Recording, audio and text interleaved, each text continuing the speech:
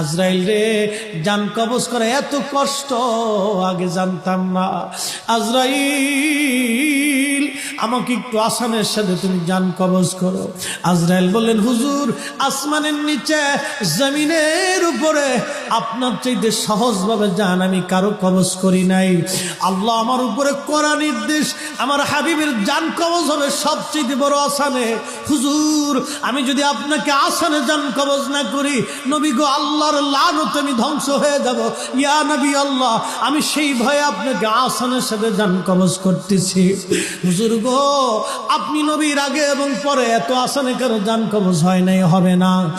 আল্লাহর নবী ডেকে বলে, আজরাইল, জান কবজ এত কঠিন, এত কঠিন, আমার কাছে কষ্ট হয়।